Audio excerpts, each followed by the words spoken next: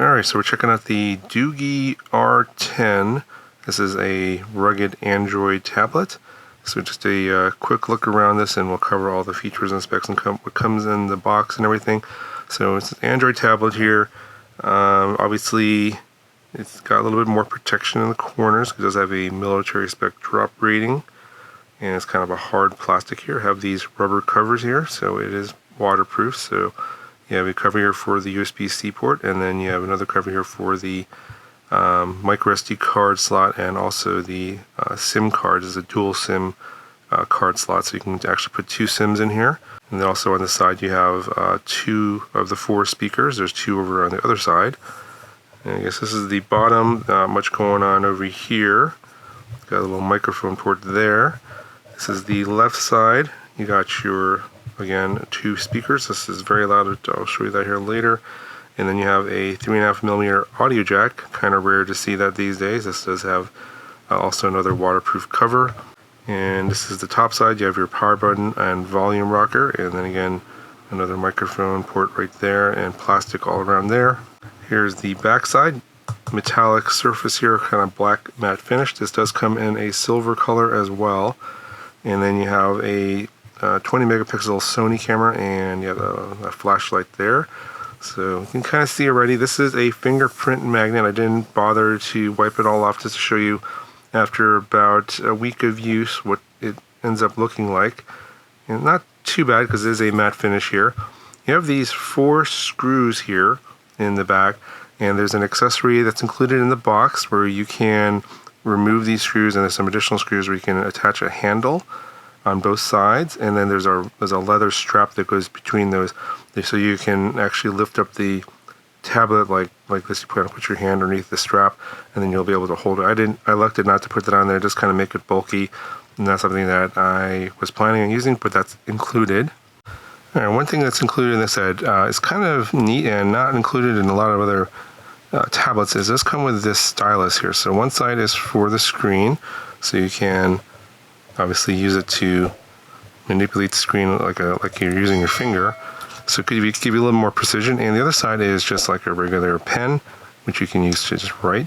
And this is included, but there's no like attachment point on the tablet anywhere. It's not magnetic, so it would be nice if they had some sort of way to keep it attached or some place to put it so it doesn't get lost, but it's nice that it's included and doesn't cost any extra.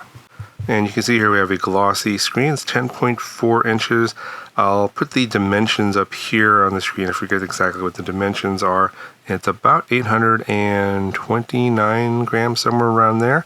It's got some heft to it. It's got a pretty big battery in here, so I can't remember everything on here, so we're just going to go through all the specs here and features listed on the product page. Let's go ahead and just see the specs first. Alright, so try and get this without any reflections. So you have a silver and black version, 10.36 inch 2K display, Helio G99 octa-core processor, 20 megapixel Sony camera. The front camera is a Samsung 16 megapixel. So this one comes with 8 gigabytes of actual physical RAM, and then you can use up to 7 gigabytes of virtual RAM or extended RAM. That's a feature in Android. And it comes with 128 gigabytes of ROM. And the micro SD card slot can go up to 2 terabytes if you happen to find one. Panel is an IPS panel, 1200 by 2000 pixels and 231 ppi. So it does have all of your standard stuff here: Wi-Fi 6, Bluetooth 5.2, GSM. Those are all the bands here, and those are all the networks available on this particular model. I did try my T-Mobile SIM on this, and I was able to use it for data and phone calls. It is not 5G, it's 4G LTE, so it's a little bit outdated, but it should work for most carriers in the US. I think there are perhaps a few bands that are missing here. It's not comprehensive, but for me on T-Mobile in the US, it did work no problem for voice and data, no problem. The battery size in here is a 10,800 milliamp hour battery, and it does charge up to 18 watts or 9 volts at 2 amps, so you can use a USB-C power delivery charger and charge it up to 18 watts. This particular tablet does include a GPS, so you can use this for some of your GPS-enabled apps For example, if you want to use this as a screen for like a DJI drone or another drone that requires GPS, then that will work. And here's the rest of the stuff that comes in the box. There's that strap there. It does come with and in my case, I think it's a Chinese charger. Also, you'll probably need an adapter. And then there's this come with like a metallic stand. So if you want to use this on a desk or something like that and have it stood up, you can use that. That's included in the box, as well as your other tools and some additional screen protectors and also documentation and a manual. And again, here's just a summary again of all of the specs. It is IP68 and IP69K. That's going to be waterproof and dustproof. The display is a Corning Gorilla Glass 5, so it's going to be pretty strong, but obviously not indestructible. So if you definitely hit it hard enough, it will break. It does come with a plastic screen protector that came pre-installed as well on top of the glass. And you can kind of see here, it wasn't installed that great. You can see a little bit of some air bubbles there. There's a few other ones right there. So not the greatest, but it comes pre-installed. You can peel that off if you want. Typically, Gorilla Glass 5 is going to be good enough for most situations unless you really damage it. So just have the ability to work from negative 20 degrees Celsius to 55 degrees Celsius. So as a rugged tablet, you can use it in harsh environments. Obviously, some work environments where you might be really cold or really hot. This is going to be ideal for that. And again, here it says built to withstand anything, of course, that's within reason. Rain, humidity, sand, dust, altitude, high temperature, vibration, immersion, low temperature, shock, and acceleration. A little bit more information about the GPS that's built in here. It does access all these different systems here like Baidu, Galileo, and GLONASS, and AGPS. Alright, so taking a look at the settings here. This one came with 128 gigabytes of storage built in, and again 2 terabytes on the micro SD card if you want to expand it. Out of the box, it was I believe around 12 gigabytes used. I've added some apps on here for testing and also shot some videos and photos. I'll talk about the camera here in a second. So if you're worried about bloatware, there really wasn't much on there. As far as I could tell, it looks pretty much standard Google stuff. So I know some of these sort of off-brand manufacturers of Android devices tend to put a lot of bloatware on there. This is not the case for at least this particular model. So again, on the memory expansion, it does come with 8 gigabytes of physical storage, and you can hit the memory expansion here and enable that to add an additional 7 in terms of virtual RAM. But generally speaking, unless you tend to run a lot of apps and tend to switch around to them constantly and need them available all the time, it tends to slow the tablet down. So I'd recommend not using that. 8 gigabytes is going to be good enough for most people. They're going to have maybe like 4 to 5 apps open, but if you're one that's going to be having like 10 to say 15 apps open and you need access to all of them pretty much right away, then I would recommend turning that on at the expense of having a little bit of sluggishness in terms of switching between apps. So I did run some benchmarks on here, the Geekbench 6, and here are the numbers.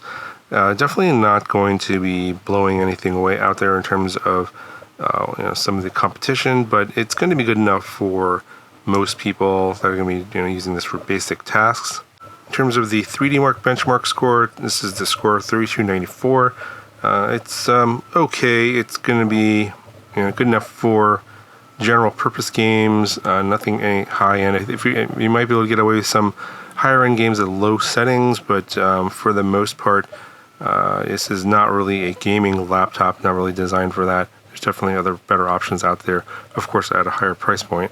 But I think for most, most typical games you would see in the Android Play Store, it's probably fine. Like here's an example of I forget what the name of this game here, but it's sort of a first-person shooter game. Nothing sophisticated in terms of high-end graphics, but it's going to get the job done. Pretty good frame rates, and generally speaking, not a lot of lag on these mid-tier games. I would, again, anything high-end or high-end graphics, you're going to get lower frame rates probably with a lot of latency, so I would recommend avoiding those. And of course, tablet is going to be very good for something like an ebook here. Very easy to read. You can make the text bigger. This is a standard size here, but obviously with a larger screen, ebooks are going to be pretty good for something like this. And of course, watching videos is going to be probably one of the most popular activities on something like this on tablet. And this does have very loud audio, so I'm going to turn the mic around and point it at this.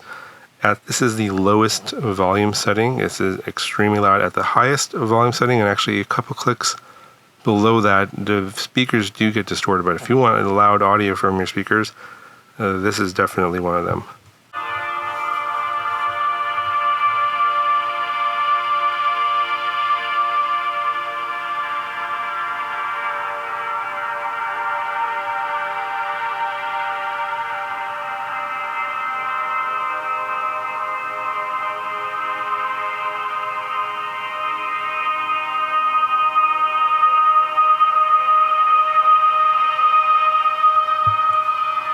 So in terms of the screen brightness, I believe it's around 300 nits. This is actually at the maximum brightness right now. It is a very reflective screen, glossy screen. So outdoors, it's a little bit difficult to see. You probably want to watch this or look at the screen in the shade. It's not impossible, but I think the viewing angles are a lot tougher, especially in really bright sunshine. So, 300 nits is probably the bare minimum for something like this. And in this price point, it's about what you would expect. All right, so just a quick word on the camera. Pretty typical for these Chinese tablets and smartphones. The camera quality is okay in a pinch. Honestly, there's a lot better options out there. I kind of wish they wouldn't use cameras in especially tablets, because not a lot of people use them, and I would rather have them reduce the cost on the tablets to make them cheaper by not putting them in, because they put in very cheap cameras. They can be used in a pinch, of course, but I wouldn't recommend it. Additionally, the resolution is limited to 2.5K, I believe, so not high resolution, no 4K video.